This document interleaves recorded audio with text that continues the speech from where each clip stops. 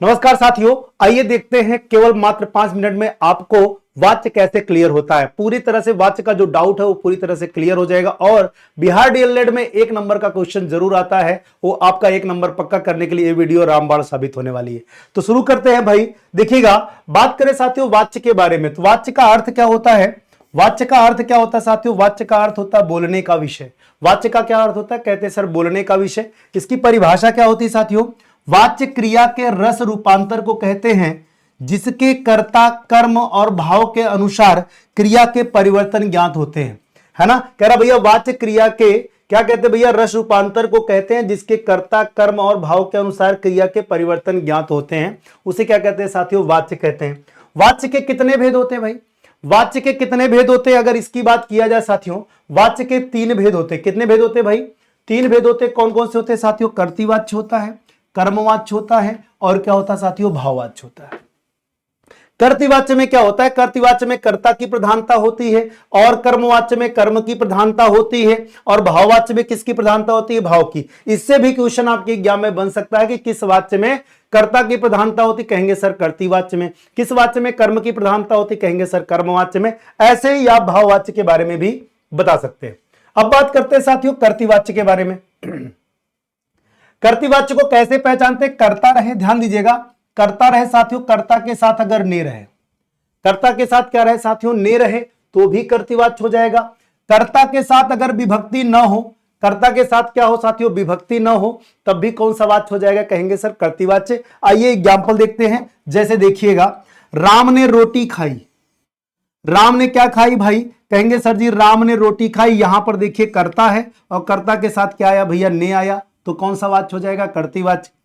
संजय आम खाता है। संजय के बाद देखिए कोई विभक्ति नहीं है, अगर विभक्ति नहीं होगी तब भी कौन सा वाच्य हो जाएगा? कर्तृवाच्य। याद रखिए कर्ता के बाद ने हो या कर्ता क्या हो? विभक्ति रहित हो। रजनी जोर से हंसी, रजनी के बाद देखिए कोई विभक्ति नहीं है, तो इसमें भी कौन सा वाच्य हो जाएगा? कर्तृवाच्य। यानी कर्ता के बाद ने रहे या कर्ता के साथ कोई विभक्ति ना हो तो वहां पे कौन सा वाच्य हो जाएगा? कर्तृवाच्य। दूसरा देखिए, बात करते साथियों कर्मवाच्य के बारे में। कर्मवाच्य को कैसे पहचानेंगे भैया? कर्ता के साथ किसका प्रयोग हो? से के द्वारा का प्रयोग हो और क्या हो? क्रिया सकर्मक हो, यानी कर्म हो और क्या हो साथियों? क्रिया हो। या तो साथियों क्या हो? कर्ता के साथ से के द्वारा जो लिखा होता ये न रहे, केवल कर्म और क्रिया रहे भाई, तो कौन सा वाच्य हो जाएगा? कर्मवाच्य हो जाएगा।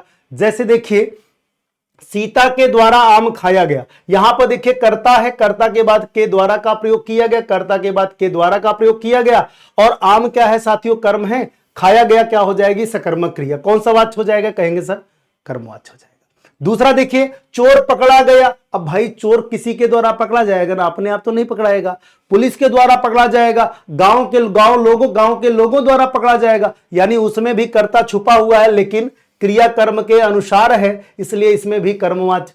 कवियों से कविताएं लिखी गई, यहां पे कर्ता के साथ से का प्रयोग है और कर्म है। कर्म अगर हो तो क्रिया क्या हो जाएगी? सकर्मक, तो कौन सा वाच्य हो जाएगा? कहेंगे सर कर्मवाच्य हो जाएगा। आगे देखिएगा, अगला हमारा आ रहा है भाववाच्य। भाववाच्य को कैसे पहचानते साथियों? कर्ता हो, कर्ता के बाद से या द्वारा का प्रयोग। कर्ता के बाद किसका प्रयोग हो साथियों? से या द्वारा का प्रयोग हो, यानी और क्रिया क्या हो साथियों? अकर्मक हो। ध्यान रखिएगा उसमें कर्म नहीं होना चाहिए, भाववाच्य में कर्म नहीं आता है, इसीलिए क्रिया क्या होती है? अकर्मक होती है। कभी कभी कर्ता हटा दिया जाता है, सीधे सीधे अकर्मक क्रिया केवल रहती है, तो भी कौन सा वाच्य हो जाएगा? भाववाच्य। जैसे देखिए, तोते से नहीं उड़ा गया, कर्ता है, कर्ता के बाद से आया लेकिन क्रिया क्या है साथियों? अकर्मक है, इसका मतलब कौन सा वाच्य हो जाएगा? भाववाच्य। सरिता से चला नहीं जाता, यहां पर देखिए क्या है? क्रिया। कहेंगे सर जी अकर्मक हो गई क्रिया। और ये जो सरिता है, सरिता के बाद से आया, कौन सा वाच्य हो जाएगा? भाववाच्य। अब चला जाए, इसमें देखिए न तो कर्ता है और न ही कर्म है, क्रिया केवल है, इसका मतलब यहां पे कौन सा वाच्य हो जाएगा? भाववाच्य। कौन सा वाच्य हो जाएगा साथियों? भाववाच्य हो जाएगा। तो एक बात ध्यान में रखिएगा, सवाल एक बनता है कि सर जी कर्म पहचानेंगे कैसे? कर्म पहचानने का तरीका क्या है साथियों? याद रखिएगा, कर्म को पहचानेंगे कैसे? कर्म को पहचानने का तरीका क्या है? क्या का प्रश्न करने पर जो उत्तर मिलेगा वो कर्म हो जाएगा। किसे या किसको का प्रश्न करने पर जो कर्म मिलेगा, जो उत्तर मिलेगा वो भी क्या हो जाएगा साथियों? कर्म हो जाएगा। ये किसकी पहचान है साथियों? कर्म की पहचान है। ठीक है, इससे आप आराम से पहचान सकते हैं। ठीक, तो आज एक प्रश्न मैं दे रहा हूं, इसका कमेंट सेक्शन में कमेंट करके बताइएगा इस प्रश्न का सही आंसर क्या हो जाएगा। जिन बच्चों को अकर्मक और सकर्मक क्रिया में डाउट है, इसी चैनल पर आपको अकर्मक और सकर्मक क्रिया का शॉर्ट वीडियो पड़ा हुआ है, एक बार देख लीजिएगा, पूरा डाउट क्लियर हो जाएगा। तो मिलते हैं नए वीडियो के साथ, तब तक के लिए नमस्कार, टेक केयर, बाय बाय, मस्त रहिए, पढ़ते रहिए। जय हिंद, जय भारत।